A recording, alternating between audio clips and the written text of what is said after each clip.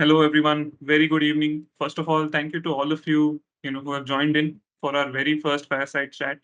I'd like to welcome you all. I'm excited to, kick this event off. This is not uh, a your typical boring corporate event or a webinar where you're going to get a lot of theory, right? The idea behind what we're trying to do here is to keep it real, keep it honest, keep it as candid and informal as possible. So I hope you have your teas and coffees with you as you listen to our speakers today talk about retail innovation, which is our topic for the day. The format is pretty straightforward. Think of it as a conversation between two friends about a topic that interests you or will interest you by the end of this session. Uh, we also want to keep it interactive, of course. So please drop in your questions in the chat. Our kind speakers have agreed to address these questions during the session itself. I will not take up much more of your time. I'll hand it over to our speakers for the evening. Pavan and Saravana, please introduce yourselves. Thanks, Sagar. Thank you so much. Um, yeah, so I guess we're starting off. So I think there's still some people joining, but I think we will begin. So let me quickly introduce myself. And I think as of now, most of the people who have joined definitely know me. So obviously, this is an event which we've been thinking of for a long time, and some of you know about it. We've been thinking about this for more than a couple of years now. Big milestone for us because this is what we wanted to do. This is where we wanted to kind of start talking to people from the industry, people who are interested in the domain. So though we started late, I can only promise that we will now be doing this periodically, but very consistently. So, just to introduce myself, I have been in the industry for over 30 years now, primarily in the retail domain. Have done a bit of this and that, but in the retail, and also mostly as an entrepreneur. I've worked with a few corporates in between my ventures, but that's about it. So I have been an entrepreneur. I have tried working on different products and different solutions. So as an entrepreneur throughout my career, I have had the opportunity to conceptualize various solutions, obviously for some wonderful organizations across the globe. And I don't want to talk about and read out my resume here, but the experiences I have got out there is what I would probably want to share here along with Saravana today. Um, the experiences have been good and bad, and mostly because of people, and that's something which I believe very strongly, that every business transaction or every product you develop or every solution you offer, every service you offer is ultimately used by people, and we need to build relationships. And this chat, we want to do exactly that, connect with people through our experiences. So I'm excited, of course, to share a lot of insights, engage in discussions with people. As Sagar was mentioning, we want it to be a engaging, interactive kind of a discussion. We want people to come up and ask. So this is about retail, definitely, because that's what we have done. So that's all we know. But this is also about entrepreneurship uh, in the retail domain, of course. But entrepreneurship obviously transcends all the verticals. So you want to ask something about that, more than happy to share.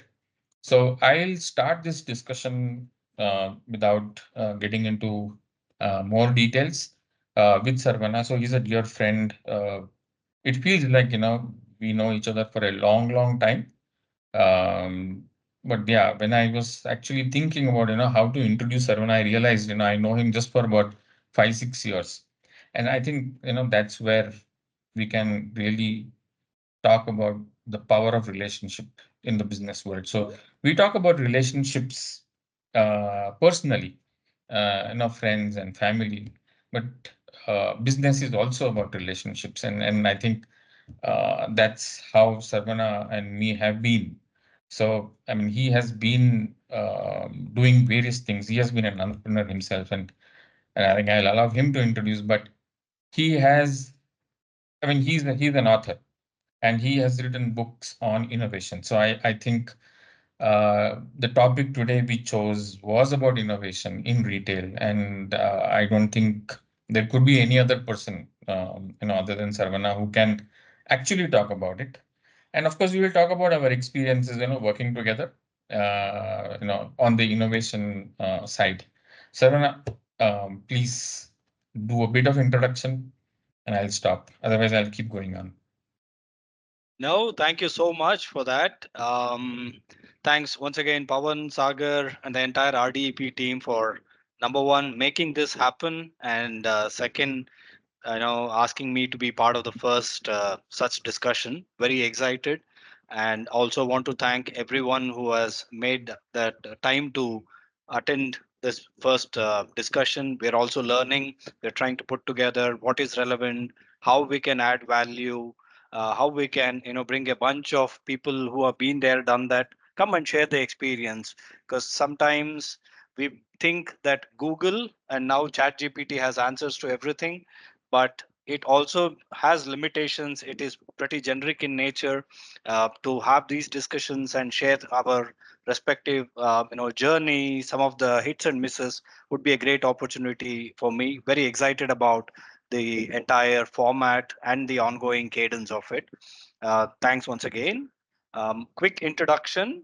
As Pavan sort of highlighted, I'm basically a Mysorean, born brought up in Mysore, was with Infosys for a very long time, first job. So the loyalty, I believe, was for a long time. And I used to be in the US, and of course I was with Cognizant as well. After 10 years of my career, in fact, I was looking at my the direct boss and then his peers. Are they any more happier than myself? And I saw they had even more wrinkles than what I had at that time. Then I felt maybe there is something wrong. I mean, what is the other option? Change the company, change the email address, or do something else. So that's where I came back from the US to India, had my first startup way back in 2011. And the first startup actually was a company called Zing Club. It was at that time India's largest coalition loyalty program in the offline space, and we had customers like Cafe Coffee Day, even the Big Bazaar, so on and so forth. That was for a good 4 5 years, and I exited in 2015. After which I used to be with NASCOM. Until that time, I was volunteering with NASCOM, and then I joined NASCOM full time. I used to head the products initiative in the south, and then was part of the founding team of NASCOM Deep Tech Club, which has grown in leaps and bounds over the period. And around about 14 months or so, while NASCOM helped me more from a network standpoint, understanding the bigger picture. The An accidental tryst happened with the Future Group team. Had those conversations with the promoters, and I was asked to head the innovation center. In fact, they did not have one, to create and set up the innovation center in Bangalore. Maybe when we speak about innovation, we will tell that innovation in head office may not be an innovation. It could be an extension of their strategy. While the head office of Future Group was in Mumbai, the innovation center happened here in Bangalore. So I created it and then ran it for a couple of years. Amazing journey out there. 2020 is when I moved to Kmart Group Australia. It was a GCC. I mean, it is a GCC. I headed the innovation charter for Kmart Group Australia. Again, while the first time headquarters was an STD call away, the second time the headquarters was an ISD call away. The HQ was in Australia, and here I am in India trying to preach, influence, and somehow make innovation happen. That was the next stint. For the past year or so, I'm on my own. In the true spirit of open innovation, why be bound to any organization? Helping companies enter into the India innovation ecosystem, helping on the other side of it, the startup side of it, how they can actually get into the enterprise. So that's my charter right now. That's a very high level introduction. My throat and my energy level might be a little low. Disclaimer: all of a sudden, my mom fell sick, and since last evening, I've been in hospital. I just rushed back from hospital. You may not realize, but I smell of all the phenyl, Dettol, and all those things internally here. So if I am not sharp, actually, please pardon me on that. That's a quick introduction. Once again, thank you all for joining this conversation. As Pavan requested, and I also will urge you, one, my energy level is a little not 100%, but I will also request you to keep posting your questions, your thoughts in the chat window as a small change in the way webinars and the conversations would be. We will not wait until the end.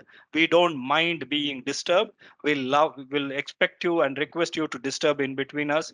We will take some points for discussion. Again, it is not a Q&A format. You can share your thoughts. Let's make it a little interactive, please. Right. Pavan, over to you. Thanks so much, Saravana. So I mean, now I think everybody has realized if this is not your 100% energy, then what it can be. So yes, and that's how Saravana has been, and I guess that's what innovation needs. And I still remember the first time I met him.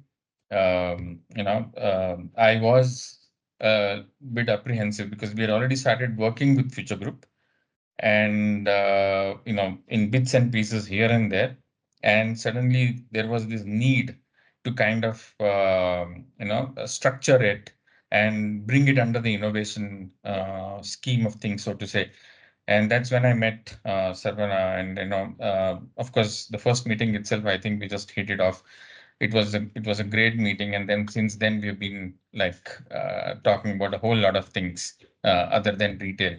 So, but coming back to this format, Saravana, I think because this is the topic we chose today. Um, just a question, as in, why do you think? I mean, you've worked with corporates, so why do you think corporates really need to work with startups for their innovation? So, if you break up that question into two, why do corporates need to innovate? I mean, obviously they need to innovate, they need to come up with products, but why do they really need to have this innovation cell? And also, why do they need to work with startups? I mean, your experience. Yeah, absolutely. Thanks for asking this question. While I did mention I was in a great role in both Future Group as well as in Kmart, it was also very lonely. Um, Kmart recently, because I remember the numbers, it is a 42,000 people company, and I was one person, and my charter was to influence this big ship as to why need to work with startups, right? And it was always a thing. And I used to also make fun if somebody knows the movie 50 First Dates, the female actor, she will forget who he is, so every day he will propose, then take her out for a date.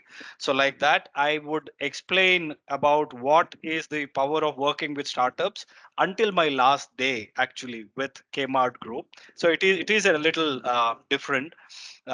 If Pawan and rest of you, if you're okay, can I share a slide? Is it okay?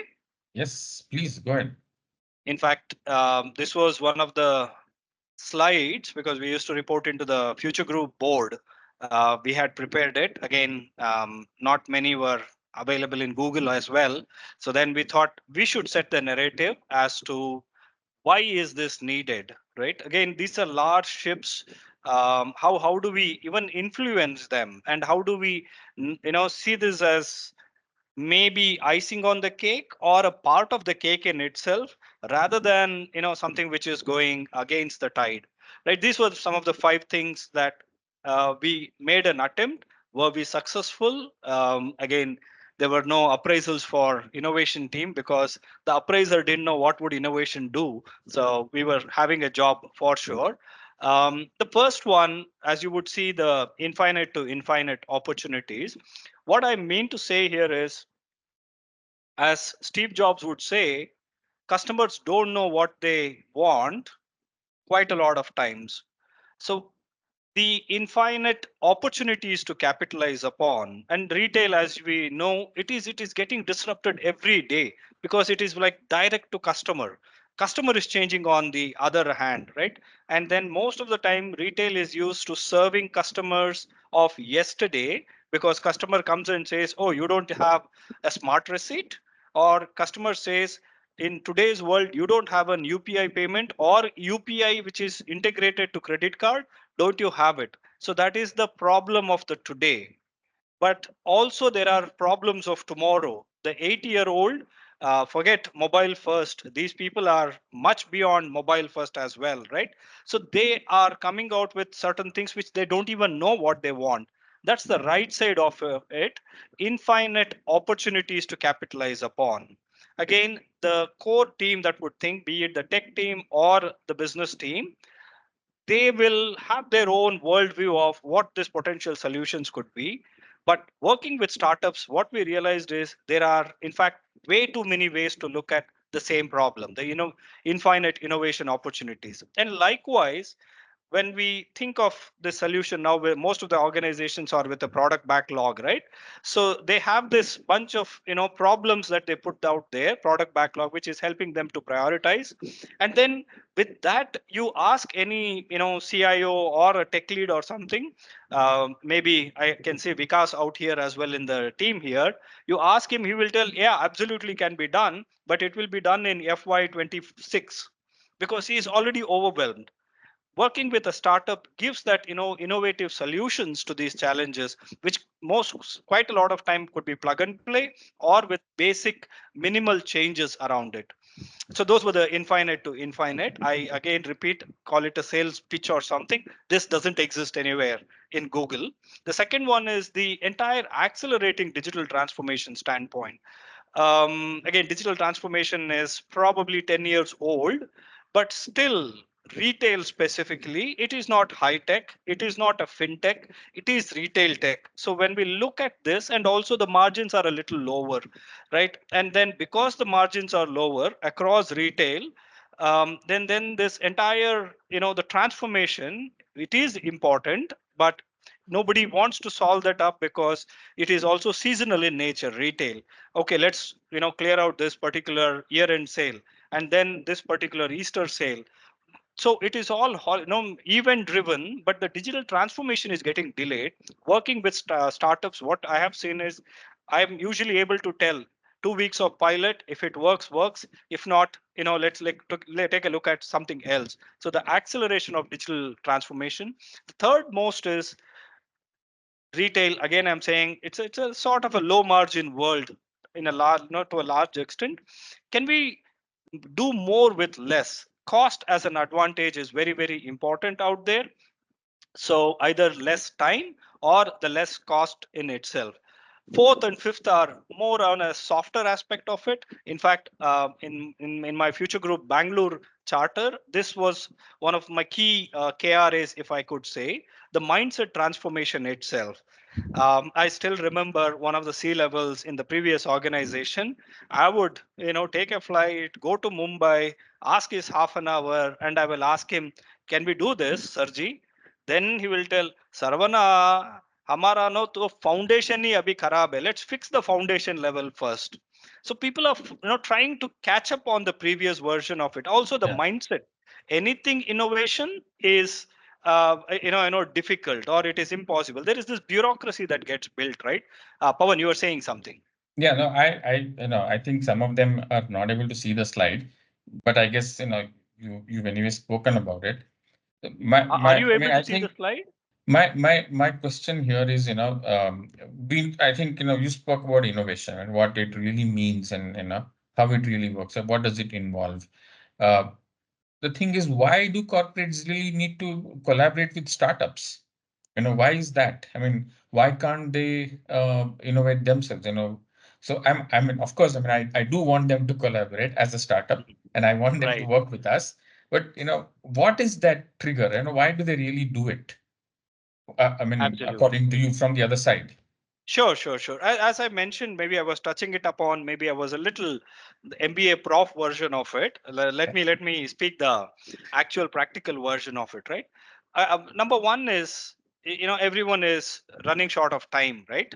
Um, and then when we decide do on your own or buy a solution, that's where usually the conversation happens. Okay, I mean we don't have either expertise or the bandwidth, and then we have to buy with somebody else. Then the usual, the Microsofts, the Googles, and everyone has their own solutions, right? A couple of issues with them, and with all due respect to all these OEMs, if you will. Number one is it usually is expensive, and number two is most important, I believe, is the license fee of it will be a little competitively priced.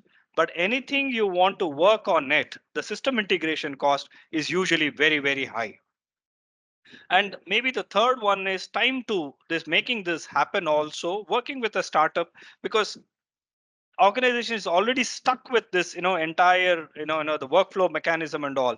You bring a startup, it usually is like, okay, can you make this happen, can you guys spend this little extra time and make this happen. And those three are the key benefits according to me. And maybe the fourth one is enterprises also feel if at all everything works fine, there is a deeper engagement possible. We can buy the software to ourselves, or can we do some sort of a joint working together on the software so that we build it together, and various other strategic value propositions that happen, Yeah, yeah. which of course they cannot have that conversation with Microsoft or a Google, You're right, right, right. right? Yeah, I mean, I All right. guess that's something Mm, which I have heard as well. mm, It's just that, as a startup, you're always apprehensive when you work with corporates. You don't right. know what they're going to do. They're going to buy your software, or they're going to Mm, buy you, or they're even going to buy your team. Anything true, can true. happen. So, and I mean, we've had those experiences ourselves, I'm where sure. I'm sure. some of the corporates have kind of directly approached the team, asking Mm, them to just switch and come over and we'll build the product, that kind of a thing. So as true. a True. startup, obviously that's a challenge which Mm, we have to kind of keep working on and see how correct. we can build in that kind of a uh, you know not just trust, but that kind of a ecosystem to kind of make people feel good about building a product as a startup, instead of going on and moving to a corporate and become a small fish in a big sea. I mean, so I believe most people Mm, join startups because they are entrepreneurs by nature. true that. uh, they want to kind of do something, they want to build something, and that's been our experience, that's been my experience, not just in this venture but even otherwise. We've had some amazing people who have come in at different times, and then they've helped build the product. But there's one question which is always there. What does it really take for a startup to be a successful collaborator with a corporate? It's a very tricky situation because you really don't know what's going to work in your favor. Every corporate is different and every startup is different, of course. But there are so many parameters as a startup which are not uh, in your control. You really don't know what's happening. So is there a playbook? I mean, you've written a book, but is there some kind of a like list of points and say that, yeah, if you do this, there's a good possibility that the collaboration will work out well. Absolutely. Absolutely. Few points. And you have been asking a lot of questions, Pawan. Now, the balance of power is not there actually. Well, After I answer this question, I'm can the I, host. because it's a, blue t-shirt to blue t-shirt. I think Yes, we will share and that, green. right? Yeah. No, it's green, is it? Sorry. Yes. I've been seeing Manipal Hospital is all blue color, I think. So, yeah, Yes. sorry about it. Yeah, some of the secret sauces, um, right? Should we answer question from Hayavardhan? Yeah, Hayavardhan, it's an easy question. Pawan, can I answer Please this? take it. Please, please. Yeah, Hayavardhan, thank you for your question. So you were asking, would they look at service from startup or product or solution from startup in terms of innovation? A good question. Again, a product per se may or may not work, right? So it is usually a product plus the service. Our engagement together, RDEP and both my previous companies, it is of course at a product level, because if it is a service, they can work with a startup in itself. I would call it a small business, right? But usually it is not product per se. We have to ensure it is working with the enterprises systems, integration with that, and maybe some changes as required, and post the deployment as well, the entire maintenance, upgrade, so on and so forth. So it would be product plus the service. Because ultimately it's a solution that they are looking at, and not a tech only, so to Yeah. say. Pavan, any I mean, thoughts? if I have to just add a few points, obviously, that's how it is. A product plus service is what works. But having said that, there is one other thing. What really happens, with corporates. I think they are completely enamored by one fact of a startup, the agility. And I think that's where a startup typically wins. And that's the big expectation from a corporate. They want things to happen like now, like, yesterday, day before. That's something which they can't really get around to do it. Things don't move as fast, obviously, because of the processes. But as a startup, I think we bring in that advantage, and I think that's one of the innovation parameters as we see it from this side. As a startup, we think that's a big advantage we bring in along with the product and the domain expertise, because we are not a great services team in that sense, because we do not have a huge team to kind of offer and say that, okay, I can do any kind of service for you, and here are my 100 people from the team who are readily available for you at any time. We can't do that, obviously, and that's why we are still a startup. We are still an organization which is focusing more on the product innovation, on the ability to be agile. I think these are some of the points why um, corporates look at startups. Of course, my question is still there, as in what is a success parameter from the corporate side? What do they really think? First and foremost, I mean, think of the options that they have. All right. I mean, because sometimes the problem with tech startups, and I've been an entrepreneur before, I'm still an entrepreneur, I'm in love with my product. But let us see from the other side, right? If I were to wear the hat of representing the enterprise, though I'm more like a mole inside, I'm trying to work with the startups. The options enterprise has is, number one is build in house. Number two is get it built by someone else, like the likes of Infosys or an Accenture and all. Build by others, but again, it's a build. And the third one is, I call it a co-creation, or I call it co-innovation, so to say, wherein they engage with the large brands. Again, the Microsoft, the Googles, the Toshibas of the world. They have some ready tech stacks out there which we can use it. And then the fourth one is working with the startups. These are the four options that they have. Anyone, all the way at the CIO level or the tech lead, and they have been very well baptized in the enterprise ecosystems. In this, so it is a very competition. Of course, within the startup they have this probably 5 6 startup that they have. It could be some versions of it. So what should the startup now look at? Number one is try and be, I mean, these four fingers, think of this pinky finger as the startup for now, and it usually is in terms of positioning initially. Yes. So you have to outbeat these three. So how will your narrative be with the enterprise? Try and explain. If you build, it will take X dollars and X time.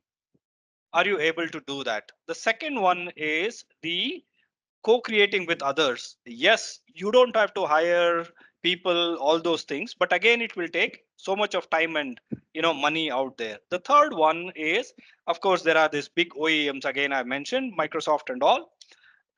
You can tell I have this one point solution. You go with any of these guys, they will try and sell this entire bouquet, and you are trying to be on diet. All you need is those soya chunks out there. I can just get you that soya chunks. So that should be number one. Your narrative has to change. The second one, what I have seen is the tech founders specifically. Pavan, you are like a serial entrepreneur. You might, of course, make fun of this. The tech founders, they come and explain their technology out there. So only tech will not get sold. Of course, there are some vague success stories here and there. You should be able to talk tech as well as the non-tech aspect of it. Second one. Third one, working with a large enterprise, please be prepared for handling multiple stakeholders. The first time entrepreneur who is more of a B2C, as a retailer, I'm B2C, right? I go to the shop and I buy something. But with a large enterprise, be prepared to work with multiple stakeholders. To this point, I would tell COVID has been good. Earlier, somebody would come, first pitch was to me. I'm like the Ellis Island of this enterprise. They will come and pitch to me. Then I will tell, okay, come, let's have a discussion with the chief architect. Then the chief architect, little snobbishly will tell, okay, fair enough. And then we go to head of business. Then we go to CFO. Then we go to that head of that particular brand or a sub brand in itself. 5 meetings. With Yeah. this COVID that has happened, it is democratized. Everyone gets the same, window size in that, even in the Teams call. No one gets, because he or she is the CIO, doesn't get this bigger window in the Teams call, right? And that has been great. But Yeah. again, please be ready to pitch to multiple people. And the other one, which again becomes a question, again, I'm telling this, the other competition, they will check how sustainable are you, because it's a big decision for them. For you, it is a $1 million particular project or something. Are you sustainable? What if you close your startup? What if you're acquired by someone? What if the founder suddenly decides they got an admission in Stanford? All these are a question. How do you answer that? That's the one. Yeah. Yeah. Yeah, so these are some of the Yeah, tidbits, I think, Pavan. yeah, I think valid points, and I think we've seen this these kinds of questions coming up, and I think it's a very good point when you mention about the tech side of the solution, because I mean, I mentioned this during my introduction that businesses, especially startups, cannot build on a tech stack. I mean, you will have to talk about, build that relationship, build that confidence, give them that trust and, comfort that we are here. We are here to, give you that solution in double quick time, at half the cost, and also ensure that, there is a continuity plan. I mean, we will be there for you, forever. Exactly. I mean, I don't True. know how we can say that, marriages don't last forever. So, but yes, I mean, that's something which you need to do. You need Right, to kind right. of give them that assurance. So we've done that. I mean, we've done that, Absolutely. at Kmart especially. But Future Group, I mean, you mentioned about that, pitching to different people. We were, even before the innovation team came in, we were pitching to different teams. In any Right. case, we were Mm. doing that, and it just so happened that we pitched to so many people, and then suddenly we were asked to pitch to you. That's how it was. We said, this I, is I like, I remember you cursed me also, right? It was yeah, yeah, something, some word starting with F. I think it was friend or something like that. yes, yes, it Yeah, was. yeah. All right. So Milind has a question, Pavan. After that, I have a question for you. Is okay, that okay? yeah, yeah, yes. Milin has a question. Product looks very exciting and looks like a disruptive idea. Can you please share the challenges faced in the GTM? Okay, so Milind, I think this is a question, not just for, for a retail startup. This is for any startup. Perhaps there is a GTM challenge, anyways, because as a startup, you really don't have that kind of a wherewithal. You don't have that scale to kind of go to the market, different markets. So it's a very tough road, so, I mean, so to say, because it's not just the geography, it's not just the vertical, it's about meeting so many people, it's about convincing so many people, not just about the product, but also about yourself. So as a startup, yes, GTM has a challenge. So we have faced all these challenges, and again, we are a B2B SaaS kind of a product. So for most B2B SaaS products, the initial sale, so the initial GTM is always about reference. Is always about some good ambassadors out there in the market who will talk about you and your product. So obviously, you are more important than the product initially, because the trust and the confidence perhaps is the biggest factor when anybody wants to work with a startup, uh, because they really don't care about the product. There could be dime a dozen products in the market, and some of the larger corporates perhaps have more structured product and have more presentable product, whereas the startup perhaps has lot more details built into the product, but they cannot convince until and unless you give them that confidence that you are the right person. So it's all about selling yourself first before you sell the product or the service or the solution. So we've had our challenges, and I mean, not that we have kind of handled all the challenges, but I guess we did handle the initial challenges through a lot of effort, which took just about a couple of years to get our first break, not more than that. And then, of course, Kmart, in spite of a reference, in spite of everything, the first meeting happens in April, and the the deployment, we go live in November, but in between there is a huge lull. So it looks like a long time, but the lull is because the corporate has taken that kind of a time to decide. So the deployment time for us is very fast. I mean, we deployed the entire thing at Kmart within six weeks with just 7 people.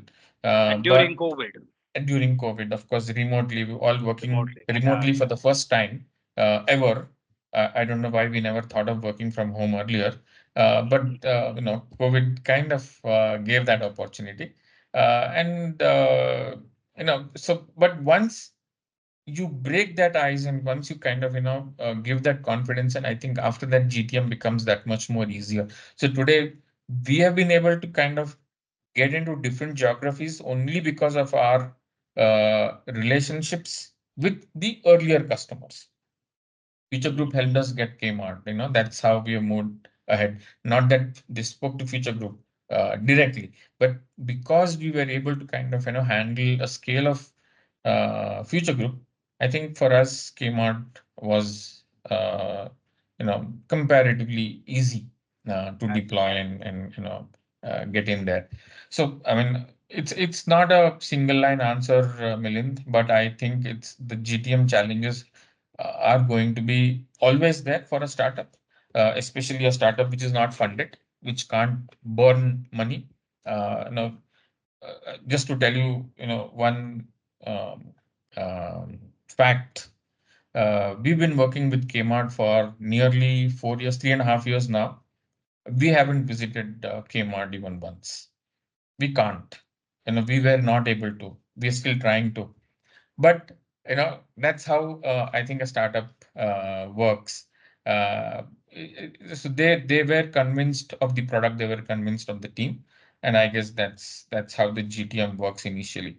Post that, it's how you want to scale, how you raise funds, how you burn money, and scale in different geographies. So, some of the people out here, I think, have seen us go through that struggle. So, I think they can relate with that. I can see Amit ji here. Awesome. Okay, our own Yeah. Amit. Good evening, Yes. Amit. Yes. Awesome. Now I have a question, Pavan, for you. Yeah. Okay, you are answering Milind. This is all bridal dance. Somehow you get the order, right? What happens afterwards? How do you navigate? I mean, as an employee within in itself is it is an ocean of Huge. its own, right? It's huge, and especially these remote locations, the circle of influence, circle of control is very, very limited, Absolutely. right? Internally itself, for me to get another meeting, it's usually 6 weeks down the lane. So please share some of your observations. How do you? I mean, maybe best practices. Yeah. what were your observations working with a large, maybe a retailer, because we are retail, and then how do you navigate some tidbits, some anecdotes around it? But Yes. I mean, the important thing, please don't blame me because I've been on the other side. You No, can no, tell yeah, I know. some ex. Mhm. Yeah, I'll say somebody whose name starts with S, that kind of a thing. But yeah, I mean, I think this is a very interesting thing because when I can talk about Future Group more than Kmart, because Kmart, I believe, though was difficult because of the remoteness of the whole thing, but with Future Group, um it's a huge group, multiple formats. And when we kind of, pitched the first time, I think we were a little ahead of time. And, when we started talking about the self-checkout solution, what we had, I don't think a lot of people even understood what it really meant. Not because, it was difficult to understand, but the context was not there. People thought, how can it work for us in a country like ours?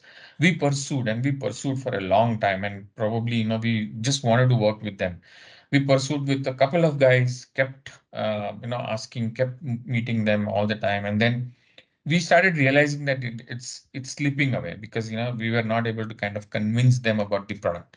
But one thing we had done by that time is convince them about us and our intention. And I think that's what helped us a lot. People started looking at us, saying that these guys are, here with an intent. They know what they want to do. And I think, they will not let us down. That's when I think, that's when Amitji actually came into the picture, and they said, let's do something. And one of the variants of our product was to be deployed at Central. So Central was our first customer, a large format. And it was an amazing day for us, when we were given that mandate.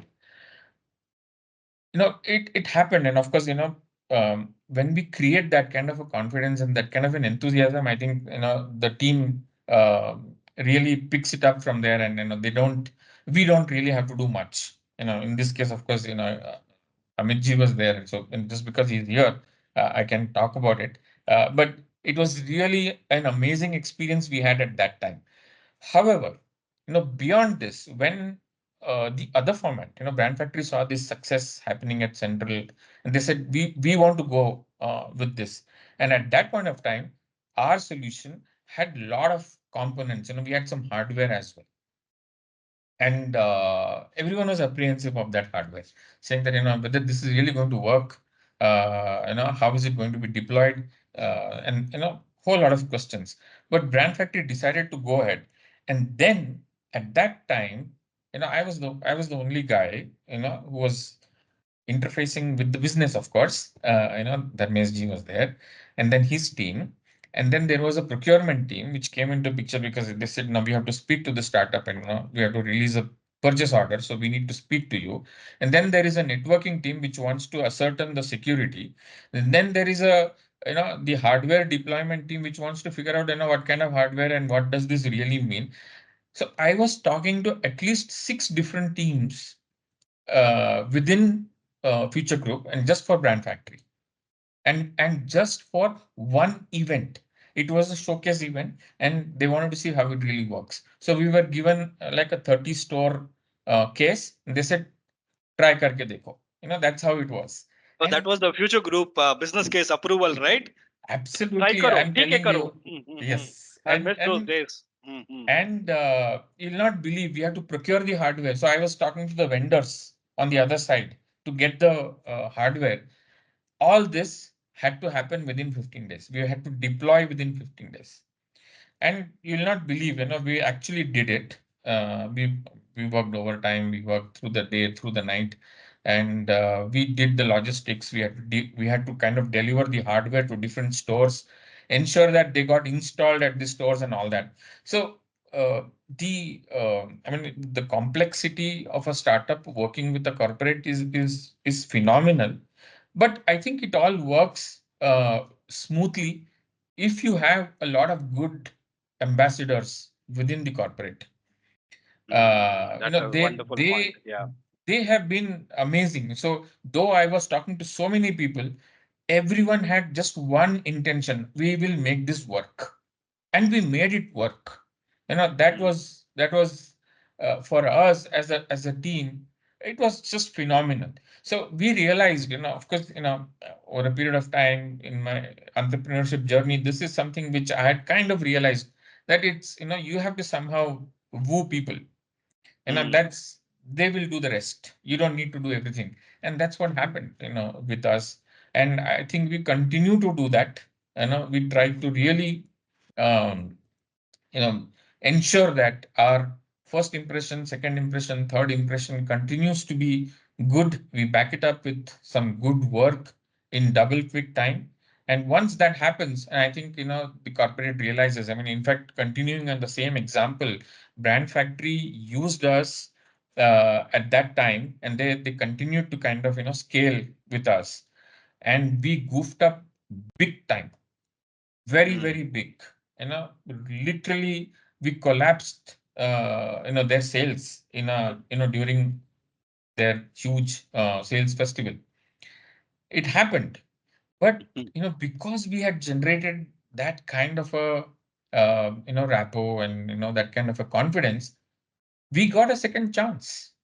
They said, yeah, गलती होता है, ये हम भी कर सकते थे गलती, ये तुमसे हुआ है, that kind of a thing. So that's these are some of the experiences we cherish. And the Future Group has been an amazing customer. I mean, we did struggle initially a lot, but then has been an amazing customer. And that's one of the reasons why we continue to work with them even now, with different people, who have gone to different places.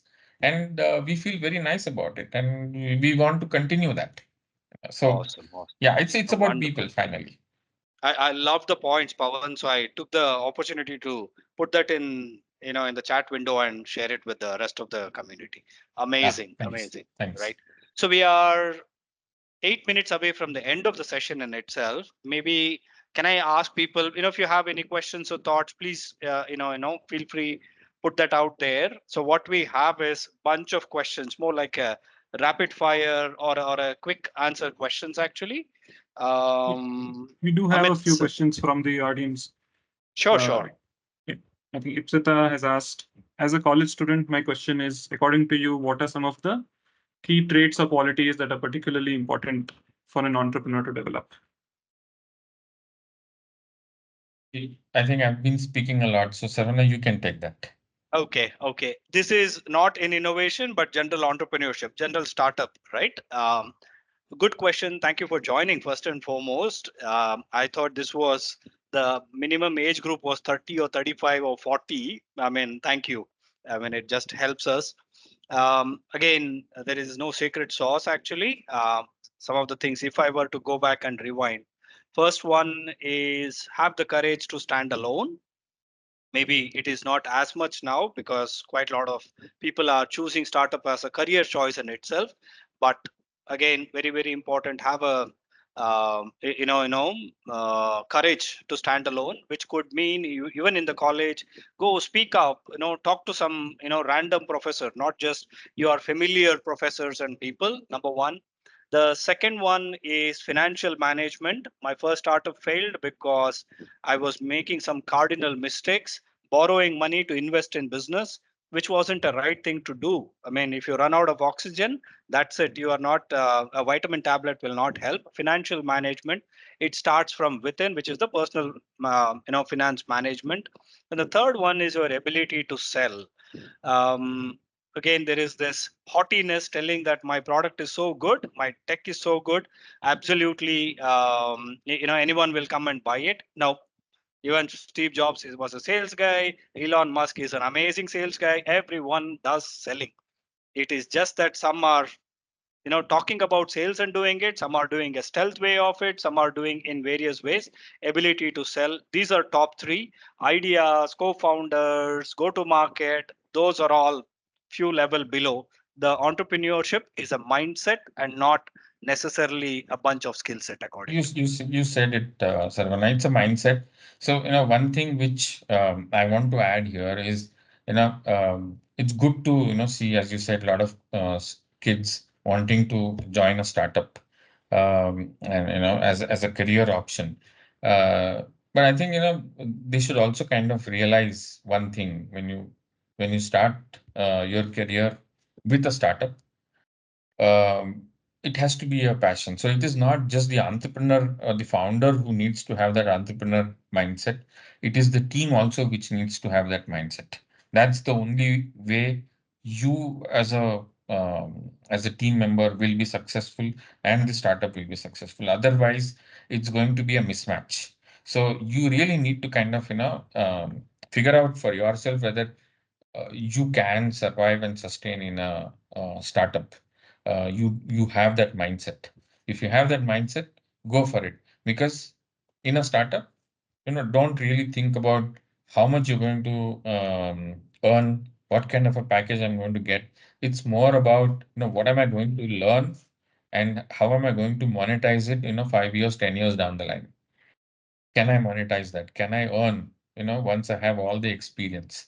Because unless you have that experience, it's it's uh, it's really of no use. Absolutely. Right. Yes, Sagar, any other Sagar, questions? any? Yes, couple of questions from Vikas. Uh, One is for a startup, what are the top three break-in opportunities or options given enterprise does not know the product or the startup as they are new or have not created any impact or have a credibility to bank on? Yeah. How do you break in as a startup into a corporate? Okay. So, as a startup, let me try and answer that. How do you break in into a corporate? Obviously you need to figure out what your product is and where which of the corporate would probably have a need for it. So obviously the need is going to be the first point.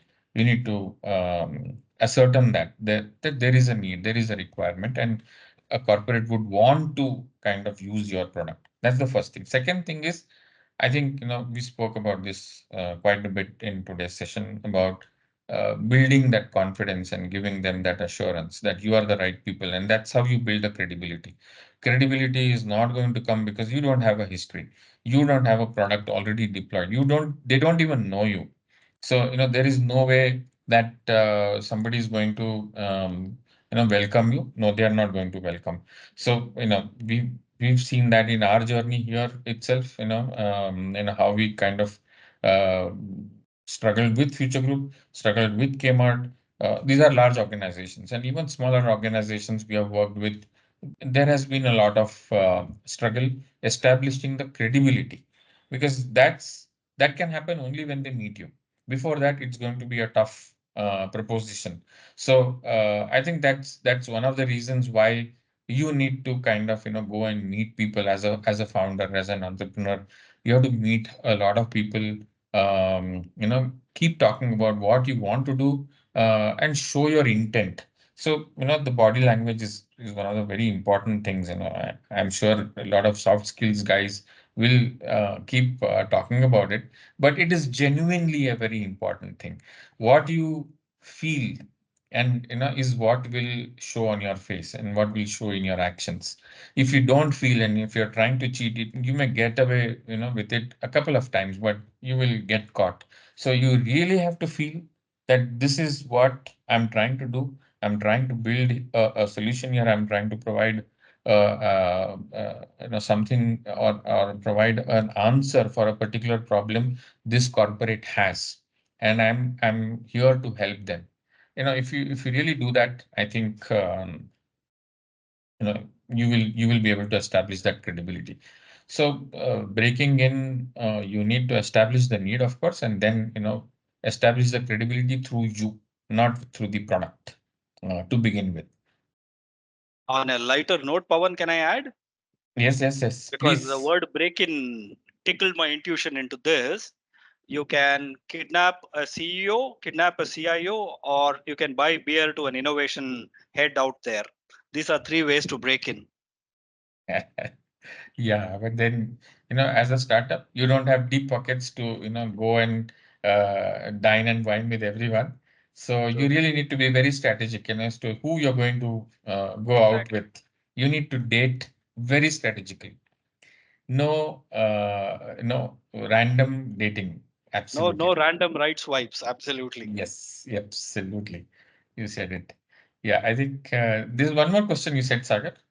Yes, one more question from Vikas. Hmm. I think you touched upon it in some of your answers, but probably direct is what was your most unfavorable experience as an entrepreneur, and what is your learning from that? Okay, so quite a few. I mean, as an entrepreneur, there are a lot more unfavorable experiences than favorable, at least in the initial stages. Still, you learn your lessons. Um, so I think the one of the big learnings we've had is about people. So it's very ironic. I say that because people is where you win, but people is where you lose also. So you really need to be very careful of what kind of people you associate with, not just your own team members. I'm talking about associates, customers. So you need to have that knack, and I guess it comes with experience, but it is not 100% foolproof. You will still fail, and you will still make the same mistakes, perhaps a lot of times. But yeah, I think uh, there is a lot of work we need to do on people, because that I think is the most critical factor for a startup. Because you're an entrepreneur, you have already thought of a product, you have an idea, you know what you want to do, and you also believe that there is a market. There is somebody who will buy that. So and you can always bring in technology and get the product built, or you build it yourself, what have you. But where you fail is the people, that culture. Build in that culture. If you don't build that culture, if you don't build a team which is cohesive, which is like working as a team, I think it's a big red flag. Probably the biggest red flag an entrepreneur can see. At least that's been my experience, and that's what I've heard from a lot of people, a lot of other entrepreneurs, my friends.